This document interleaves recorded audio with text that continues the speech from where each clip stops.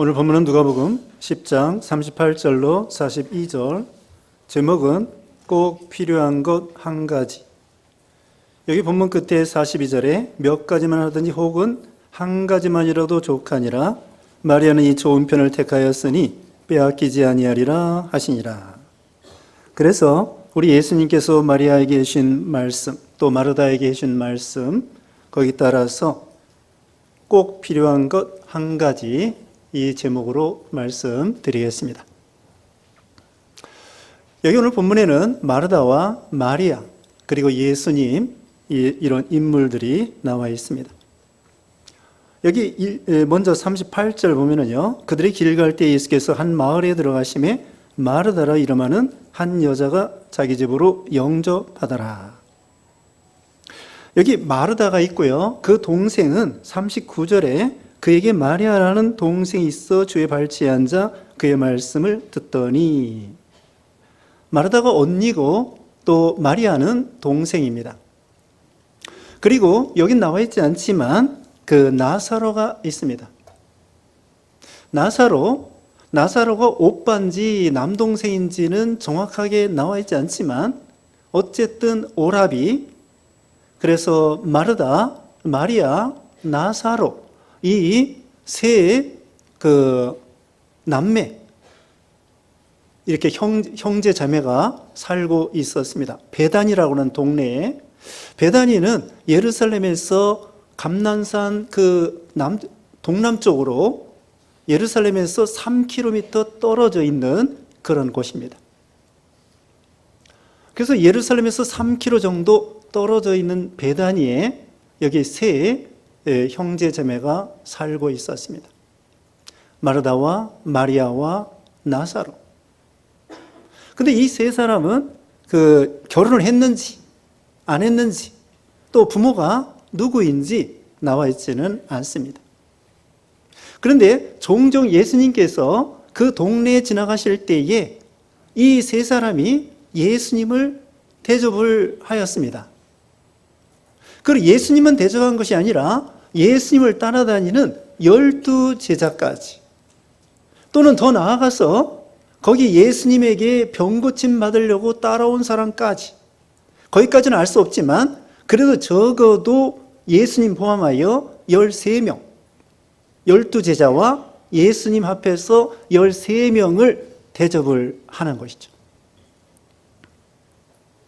그러니까 옛날에 두 끼 먹기도 바쁘고 자기 혼자 먹고 살기도 바쁜 세상에서 이 마리아, 마르다, 이 나사로 가정에서 예수님과 예수님의 제자를 대접한다고 하는 것은 경제적으로 조금 여유가 있는 집이라고 할 수 있습니다. 그리고 요한복음 12장 거기 3절에 보면은 이 마리아가 예수님에게 300데나리온이나 되는 비싼 그 향유를 예수님에게 붓는 거예요. 예수님의 장사를 위해서 예수님 십자가 죽으시기 전에 약 한 주일 전에 예수님에게 그 비싼 향유를 마리아가 결혼할 때에 그걸 가지고 가려고 했는지 혼수 자금인지 알 수 없지만 아무튼 예수님에게 그 비싼 향유를 예수님에게 부어드렸습니다. 그러니까 다시 말하면은 이 마르다, 마리아, 이 나사로 집안은 부모가 누구인지 남편이 누구인지 결혼했는지 안 했는지 모르지만 경제적으로 여유가 있는 그런 사람이었습니다. 첫 번째로 말씀드릴 것은 이 마르다가 예수님을 영접하고 예수님의 제자들을 영접했다는 것입니다. 38절 다시 봅니다. 그들이 길 갈 때 예수께서 한 마을에 들어가심에 마르다라 이름하는 한 여자가 자기 집으로 영접하더라. 이 마르다는 언니로서 그 예수님과 예수님의 12제자를 영접하였다고 했습니다. 그런데 그 요한복음 12장 2절의 말씀 보면은요, 거기에 마리아가 향유를 부을 때 바로 그 장소인데, 그 시간인데, 그 앞에 보면은 마르다가 사람들에게 잔치를 베푼다는 거예요. 잔치를 베푼다는 거예요. 왜 잔치를 베풀었을까요? 그 이전에 요한복음 11장에 보면은 자기 동생 이 오랍이 나사로가 죽었더랬는데 예수님께서 그 나사로를 죽은 자 가운데서 살리신 거예요. 그 다음에 바로 12장에서 예수님에게 대접을 하는 것입니다. 거기 보면은 잔치한다는 거예요. 그러니까 이 마르다가 이 잔치하고 대접하고 여기 오늘도 음식을 장만하느라고 준비하느라고 많은 노력을 합니다. 그래서 예수님과 예수님의 12 제자를 대접을 잘해 드리는 거예요. 이것이 마르다의 믿음입니다. 성경에는 예수님을 영접하여 복받은 사람들이 많이 있습니다. 사마리아 여자도 요한복음 4장에 보면은 그 사마리아 여자가 예수님을 영접하고 동네 사람들이 다 예수님을 영접해서 이틀 동안 그 동네에 있으면서 예수님께서 성경 가르쳐 주심으로 그 동네 사람들이 거의 다 예수 믿고 축복을 받게 되었습니다. 그 외에도 구약 성경에는 엘리야를 사르밧 과부가 영접하였고요. 대접해 주었습니다. 그 다음에 수넴 여자가 엘리사를 대접해 주었습니다. 그러면서 복을 받은 거야. 그리고 또 사도행전 16장에는 루디아라고 하는 여자가 사도 바울이 전도할 때에 그를 영접함으로 또 집안에 모셔다가 음식을 대접함으로 복을 받았습니다. 아브라함은 사람을 지나가는 나그네를 대접하다가 나중에 알고 보니까 그 나그네가 하나님이고 천사였던 거예요. 아브라함이 3사람 지나가는 나그네를 영접했는데 그 중에 한 분은 여호와 하나님이고 2분은 천사였던 거예요.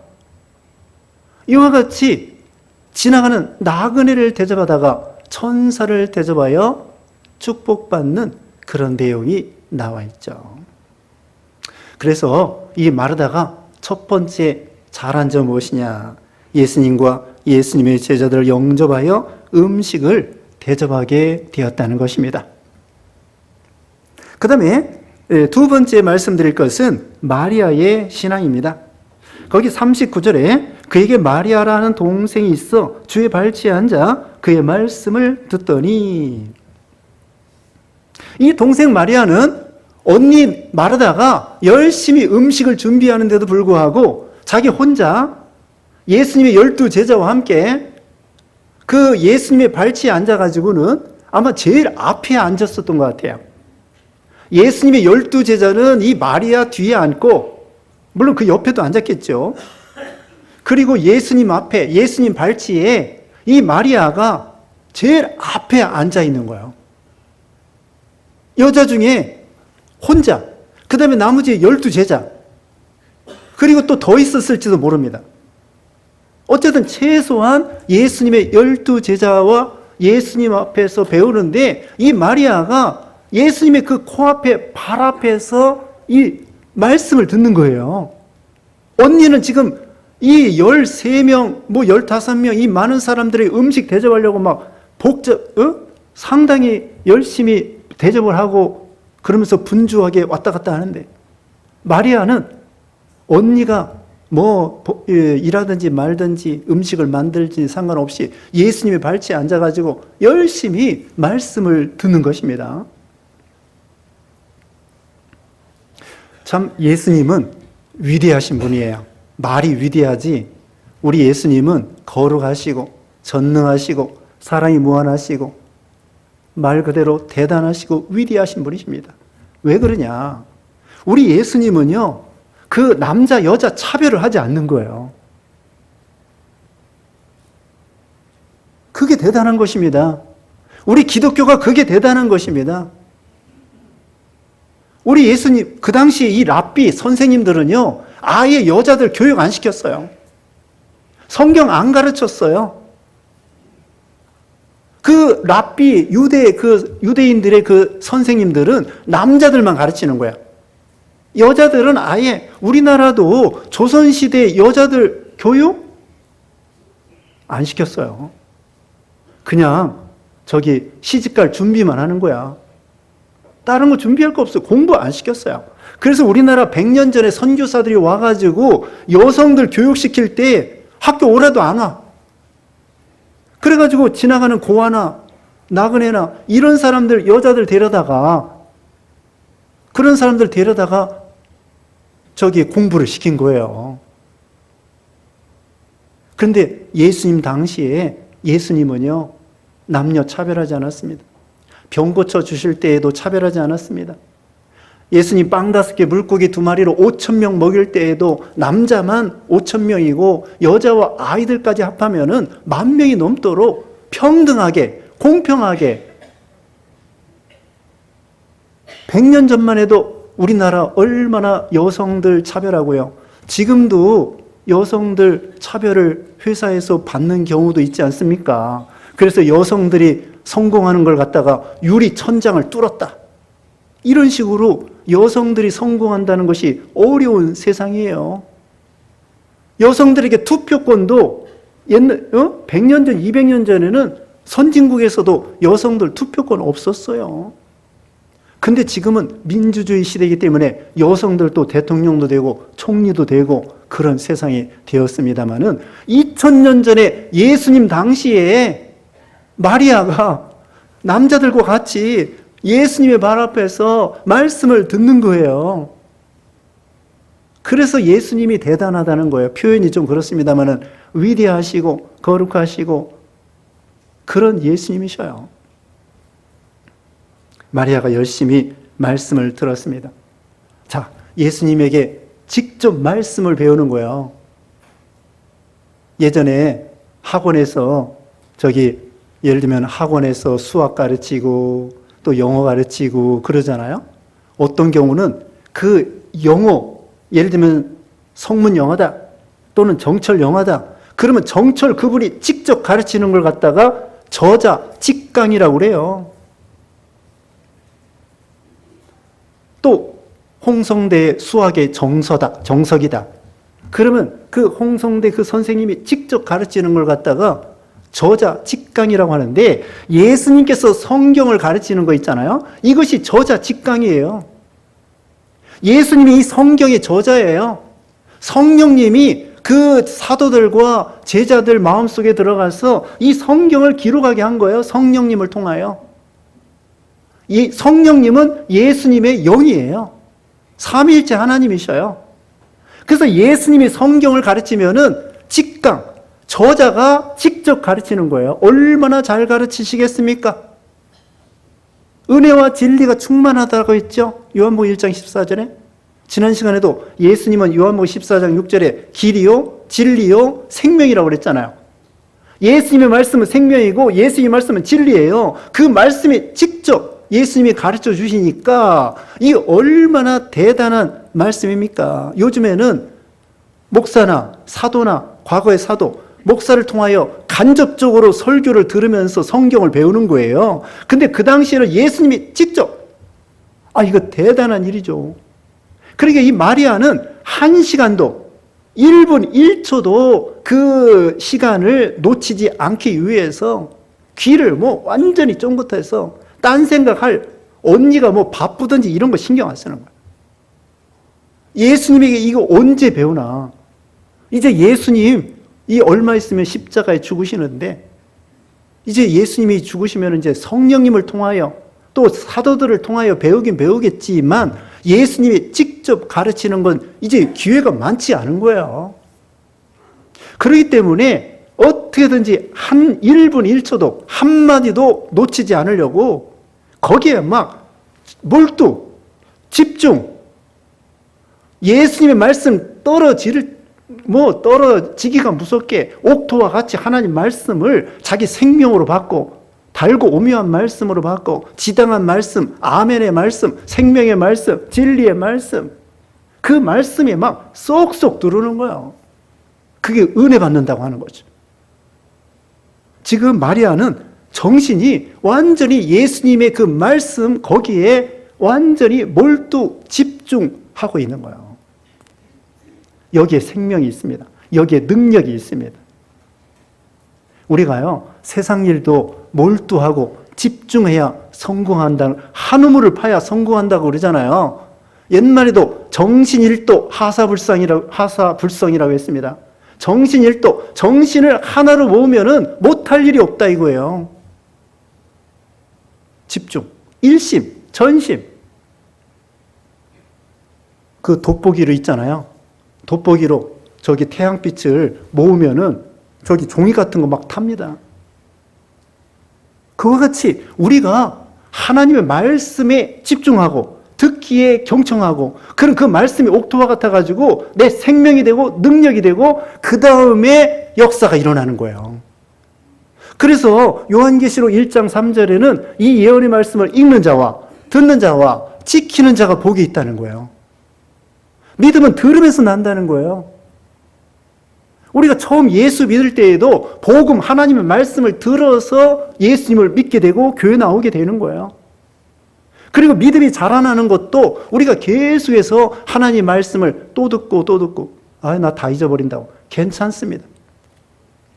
콩나물 물 주듯이 계속 말씀을 듣고 흘러간다고 할지라도 결국은 자꾸 듣다 보면은 믿음이 점점 자라나게 되는 거예요. 그래서 이 하나님의 말씀은 우리를 구원시키는 말씀이고요, 우리에게 지혜를 주시는 말씀이고요, 우리에게 능력을 주시는 말씀이고요, 우리 영이 점점 자라나게 하는 그런 영의 양식의 말씀이 되는 거예요. 그래서 시편 119편, 오늘 119편 교동문 했죠. 청년이 무엇으로 행실을 깨끗게 하리까? 주의 말씀을 따라 삼간다고 말했습니다. 시편 119편은 말씀에 대한 말씀이 계속 되는 거예요. 시편 119편 103절에는 하나님의 말씀은 우리 송이 꿀보다도 더 달다고 했습니다. 그리고 119편 105절에는 하나님 말씀은 우리 발의 등이요 우리 길에 빛이 된다고 했습니다. 하나님의 말씀이 우리에게 생명이 되는 거예요. 여러분, 성경 부지런히 읽으세요. 교회 와서 듣고 그 다음에 성경을 부지런히 읽으시기 바랍니다. 1년에 한 번씩은 봐야 돼요. 하루에 밥 몇 끼 먹죠? 아침, 점심, 저녁. 3끼 드시잖아요. 성경도 하루에 3장을 읽어야 돼요. 하루 2끼 먹는 사람은 2장만 읽으시고, 3끼 드시는 분은 3장 읽으십시오. 옛날에는요, 구텐베르그가 1450년경에 이 인쇄술을 발명했는데 그때 성경부터 찍어냈어요. 성경을 찍어내가지고 전 유럽에 퍼뜨리게 된 거예요. 그래서 1450여 년경에 인쇄술을 발명하고 1517년에 종교개혁을 했는데 그때 인쇄해가지고 막 찍어냈어요. 루터의 그 95개조 그것을. 그래서 일주일 만에 독일에, 한 달 만에 전 유럽에 쫙 퍼진 거야. 그래서 종교개혁이 불릴듯하게 일어나게 된 거예요. 그전에는 성경이 베끼는 시대이기 때문에 아무나 성경을 가지고 있는 것이 아니에요. 그런데 오늘날 성경 누구나 몇 권씩 가지고 있습니다. 그 다음에 여기 이제 마르다. 40절에 마르다는 준비하는 일이 많아 마음이 분주한지라 예수께 나아가 이르되 주여 내 동생이 나 혼자 일하게 두는 것을 생각하지 아니하시나이까? 그를 명하사 나를 도와주라 하소서. 주께서 대답하여 이르시되 마르다야 마르다야 내가 많은 일로 염려하고 근심하나. 자, 마리아가 불평을 하게 되는 거예요. 마르다가 불평하게 되는 거예요. 아까 마르다가 예수님을 영접하고 제자들을 영접하고 그 믿음이 좋았다고 그랬죠. 여기는 이 마르다가 실수하고 부족한 점이 나와 있습니다. 자기는 열심히 음식을 이렇게 준비하느라고 바쁘고 복잡한데 동생은 자기 도와줄 생각 안 하고, 아니 예수님의 12 제자와 함께 예수님 발 앞에서 계속 말씀만 듣는 거예요. 이제나 도와줄까 저제나 도와줄까 기다려도 아예 반응이 없어요. 김영문 목사님에 의하면은 처음에는 이 마리아를 불렀다는 거예요. 마리아, 마리아, 빨리 와서 나 좀 도와줘. 그런데 마리아는 언니가 말한 거 듣지 못했다는 거예요. 왜? 왜 그랬을까요? 예수님 말씀에 너무 집중했기 때문에 그 언니가 밖에서 마리아야, 마리아, 나 도와줘. 그 말이 전혀 안 들리는 거예요. 그만큼 예수님 말씀에 집중했다 이거예요. 그래서 듣지 아니하니까 이제 와가지고 말하다가 할 수 없이 예수님에게 따지는 거예요. 지금 마리아에게 불평하는 것뿐만 아니라 예수님에게까지 불평을 하는 거예요. 지금 사실은 이 마르다는 이 마리아가 참 어떻게 보면은 밉고 도와주지도 아니하고 그래서 마리아에 대해서 안 좋게 불평하는 것인데 그런데 거기다 대고 예수님은 자기가 바쁜데도 안 알아주고 계속 마리아와 제자들에게 말씀만 전해주는 그 예수님도 미운 생각이 드는 거예요. 지금 마르다는 그 예수님과 예수님의 제자들을 대접하다가 시험에 든 거예요. 이것이 문제입니다. 우리가 봉사하는 거 좋습니다. 음식 대접하는 거 예수님 대접해야 먹고 잡수셔야 되죠. 잡수셔야 되는데 뭐가 중요한가? 그것을 예수님이 말씀하는 거예요. 예수님이 원하는 바가 정말 무엇인가? 예수님을 대접해 드려야 되는데 예수님이 진짜 원하는 것이 무엇인가? 예수님의 진수성찬, 산의 진미, 그런 음식을 잔뜩 먹기를 원해서 이 가정에 왔을까? 우리가 선물을 줄 때에도 선물을 받는 사람의 입장에서 선물을 해야지 선물 주는 사람의 입장에서만 선물을 주오면은 그 받는 사람이 그렇게 기쁘지가 않다는 거예요. 요한 2서 4장에 보면은요, 사도 요한이 성도들에게 그렇게 말했습니다. 우리 성도들이 진리 가운데로 행하는 것만큼 내가 기뻐할 것이 없다 그랬습니다. 사도 요한이가 성도들에게 기대하고 원하는 것은 무엇이냐? 뭐냐면요, 진리 가운데로 성도들이 걸어가고 순종하는 거, 그걸 제일 기뻐하는 거예요. 예수님이 뭘 기뻐하겠습니까? 예수님이 이 집안에 와서 예수님이 배부르게 먹기 위해서 오셨을까요? 아닙니다. 물론 먹어야 돼요.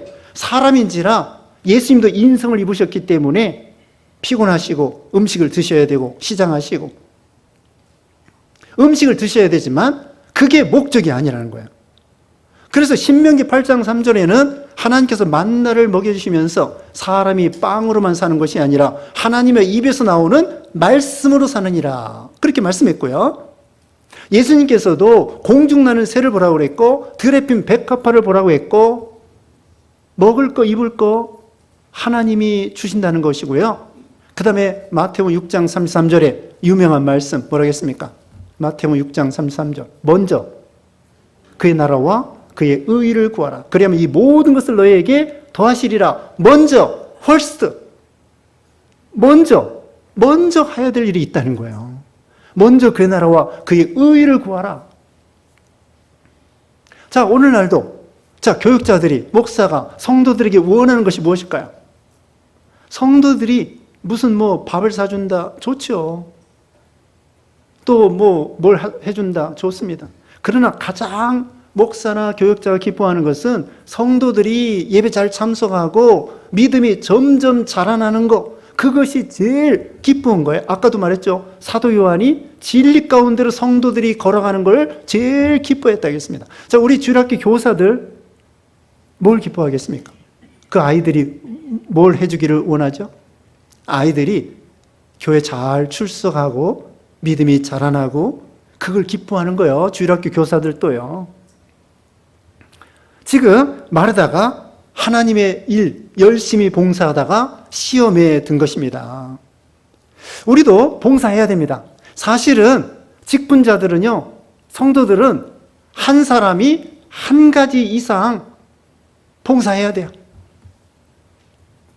우리가 찬양대도 있고 주일학교 교사도 있고 차량 운전도 있고 안내도 있고 또 여기 예배 안내도 있고 또 여러 가지 우리가 식당에서 주방에서 봉사할 것도 있고요.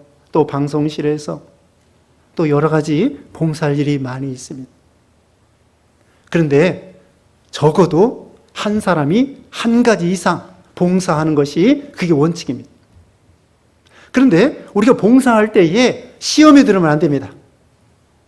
여기 마르다처럼 시험에 들으면 안 되는 거예요. 왜 여기 시험에 들었을까요? 여기 세 가지로 말씀드리겠는데요. 첫 번째로는 준비하는 일이 많아 마음이 분주했다고 말하고 있습니다. 물론 예수님에게 음식 대접 열심히 준비해가지고 대접하는 거 좋아요. 그런데 마음이 분주할 정도로, 마음이 복잡할 정도로 그런 일이 많다고 하면은 그건 믿음이 아니라는 거예요. 우리는 먼저 이제 여기 이제 나중에 나오지, 앞에서 나오고 여기도 나옵니다만은 하나님의 말씀으로 우리 심령이 살고 기도하면서 고요한 가운데 하나님의 은혜를 받고 그 하나님이 주시는 힘과 역량을 가지고 봉사하라는 것입니다. 하나님의 은혜를 받은 다음에 그 다음에 봉사를 해야 되지, 말씀을 받은 다음에 그 다음에 봉사를 해야 되고, 기도하면서 하나님의 은혜를 받은 다음에 예배 드리면서 은혜 받은 다음에 그 다음에 충성을 다하여 봉사하는 것이 그게 원칙이라는 거예요.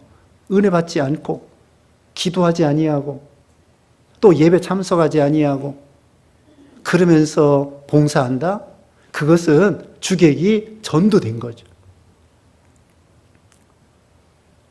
중요한 것이 무엇인가? 또 하나님이 진짜 원하는 것이 무엇인가? 반찬을 많이 하는 것이 하나님이 원하실까? 음식을 잘 대접하는 것이 원하실까? 그것이 아니라는 거예요. 자, 우리도 봉사하는 일뿐만 아니라 세상 일에 너무 분주해도 안 됩니다. 우리가 예수님을 잃어버릴 정도로 분주하면 그 믿음이 아닙니다. 세상 일을 하면서도 마음이 고요하고 참 든든하고 안정되고 평안하고 그런 가운데 세상 일 해야 돼요. 그 로렌스 형제라는 사람이 1611년경의 사람인데, 로렌스 형제는 수도사가 되어가지고요, 그 수도사에서 제일 하급에, 예를 들면은 부엌에서 밥하는 일, 그리고 나중에는 그 수도사들의 구두를 수선하는 일, 그런 일 하면서도 이 로렌스 형제는 늘 묵상하면서 하나님의 임재를 체험하려고 노력을 했습니다. 하나님을 늘 심령 속에 모시고 주님을 기억하고 말씀을 기억하고 우리가 예수님을 깊이 여기 생각하라고 말씀하고 있잖아요. 그것처럼 예수님을 늘 기억하고 묵상하고 음식을 만들면서 구두를 수선하면서 늘 예수님을 마음으로 떠나지 않기를, 예수님께 늘 묵상하면서 그렇게 수도사로서 봉사를 했다는 거야. 우리가 세상 일에 참 이 복잡한 세상이 되었습니다. 근데 문명의 이기로 인해서요, 일이 많이 줄지 않았을까요?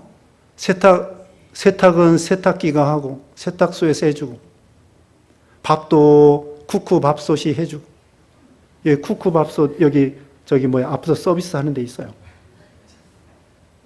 밥솥이 해주고, 또 예전에는 걸어 다녔는데 이제는 자동차 타고 다니고, 시간이 얼마나 절약됩니까?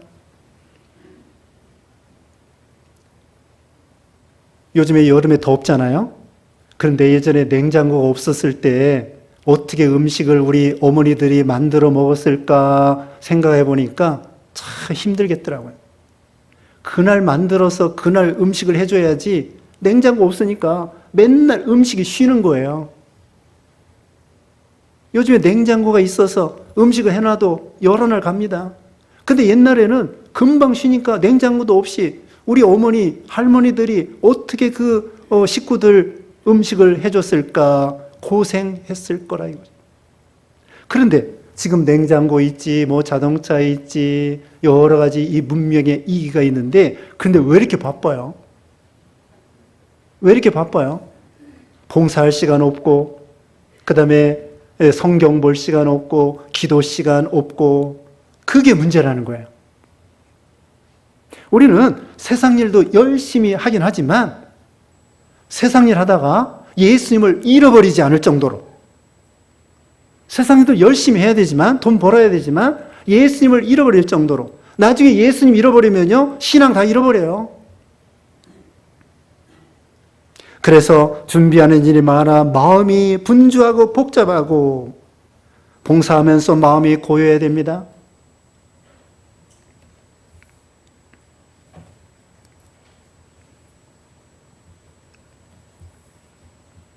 베드로전서 4장 11절에 베드로전서 4장 11절에 누가 봉사하려면 하나님이 공급하시는 힘으로 하는 것 같이 하라.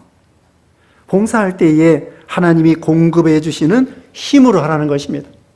내 힘으로 하려고 하면 시험에 듭니다. 내 힘으로 하려고 하면 너무나 힘든 거예요. 하나님이 주시는 능력과 은혜와 힘으로 봉사하라는 것입니다. 그 다음에 첫째로는 마르다가 잘못한 건 준비하는 일이 많아 마음이 분주했다는 것이고요. 두 번째로는 예수님과 동생에 대해서 원망하고 불평했다는 것입니다. 거기 40절 중간에 주여 내 동생이 나 혼자 일하게 두는 것을 생각하지 아니하시나이까 그를 명하사 나를 도와주라 하소서. 빌립보 2장 14절에 모든 일을 원망과 시비가 없이 하라. 모든 일을 원망과 시비가 없이 하라고 말씀을 하고 있습니다. 자, 이 마르다가 하나님의 일하다가 봉사하다가 예수님과 예수님 제자 대접하려고 하다가 시험에 들어서 그 동생에 대해서도 원망 불평할 뿐더러 더 나아가서는 예수님에까지 원망 불평을 하게 되는 거예요. 이것이 시험에 든 것입니다. 우리는 봉사할 때에 내 힘으로 하고 자기가 다른 사람이 나에게 대해서 알아줬으면 좋겠다. 예수님이 나에 대해서 몰라주신다. 또 웃사람이 나를 몰라준다. 목사가 나를 몰라준다. 또 우리 팀장이 나를 몰라준다. 그게 바로 시험에 드는 거예요. 우리가 봉사하면 하나님이 다 알아주십니다. 그래서 우리는 사람에게 보이려고 봉사하는 것이 아니라 하나님 앞에서 봉사를 하는 거예요. 그래서 불평하고 원망하는 것은 믿음이 아닙니다.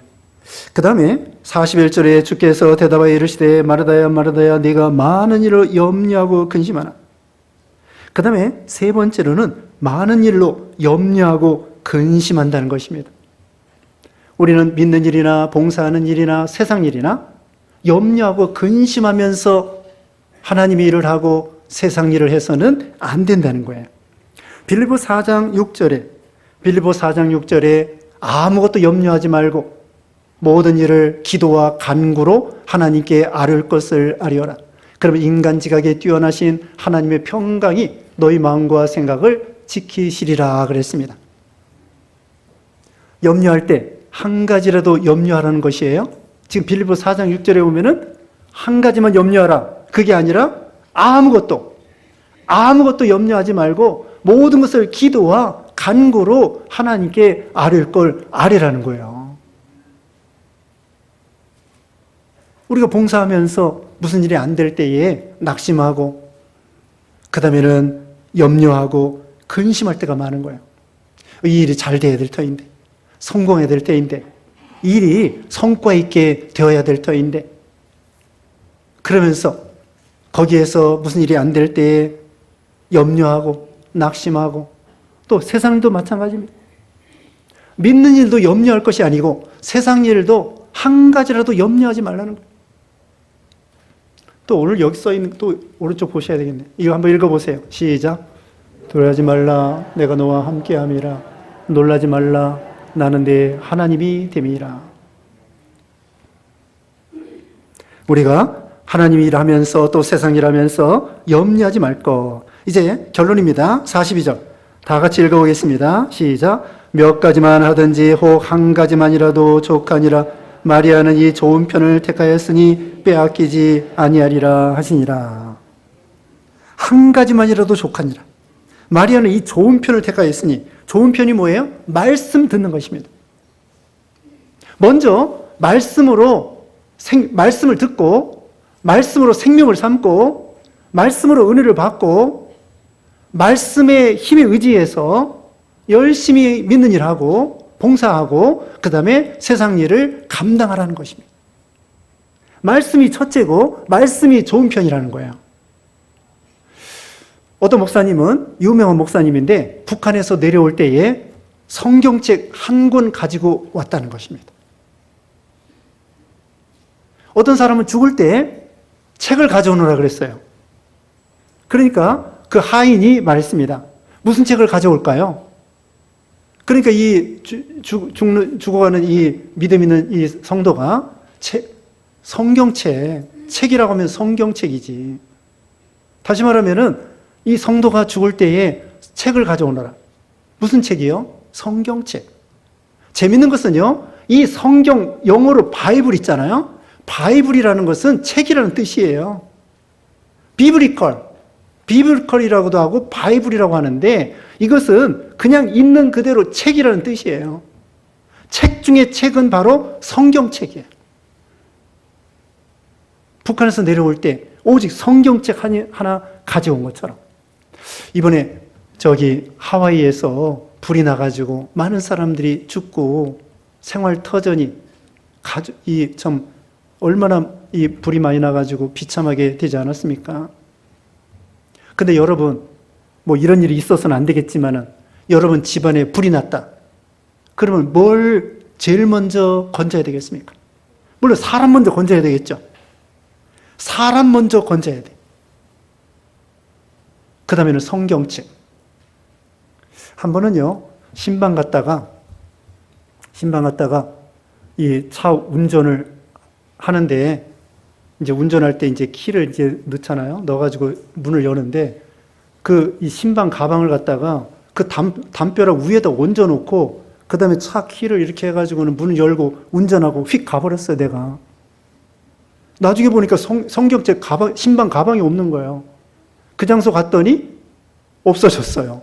아무리 주위에 찾아가지고도 그 신방 가방, 성경 가방이 없는 거예요. 근데 되게 마음이 서운한 거예요. 왜 서운했을까요? 성경책 그 돈이 아까운 것이 아니라 성경책에다가 거기다 적어놓은 것이 많이 있거든요.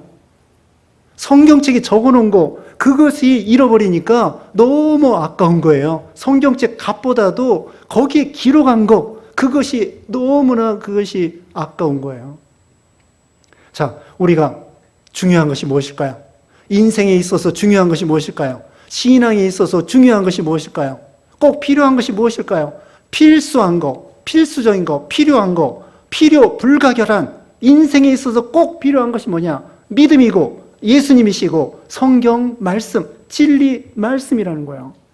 또 이 성경 말씀, 진리의 말씀을 붙잡으면 나머지 아까 말한 것처럼 사람이 빵으로만 사는 것이 아니라 하나님의 입에서 나오는 모든 말씀으로 산다고 말씀한 것처럼 우리가 말씀으로 살다 보면 하나님께서 빵도 주시고 가정도, 자녀도, 직장도 하나님이 인도해 주신다는 거예요. 그러니까 우리는 먼저 그 나라와 그의 의를 구하는 것처럼 여기 마리아가 하나님의 말씀을 꽉 붙잡고 그 말씀으로 생명과 은혜를 삼음으로 인해서 예수님 앞에 칭찬받으신 것처럼 우리도 마리아와 같이 말씀을 붙잡고 또 열심히 봉사하고 그래서 먼저 말씀의 은혜와 생명을 삼아 참으로 봉사하는 여러분 되시기를 주님의 이름으로 축복합니다. 기도하겠습니다. 거룩하신 하나님 감사합니다. 오늘 마르다가 열심히 봉사했지만 이와 같이 또 시험에 들어서 원망하고 또 분주하고 복잡하고 또 예수님에까지 원망하고 그러다가 이렇게 시험에 들었다고 했는데 마리아는 예수님이 발치에 앉아 열심히 말씀을 듣고 말씀을 붙잡음으로 인해서 생명으로 삼고 그것으로 인해서 열심히 봉사해서 하나님 앞에 칭찬받았사오니 우리에도 마리아와 같이 말씀을 붙잡고 나가는 우리 모두가 되게 해 주시옵소서. 예수님의 이름으로 기도드리옵나이다. 아멘.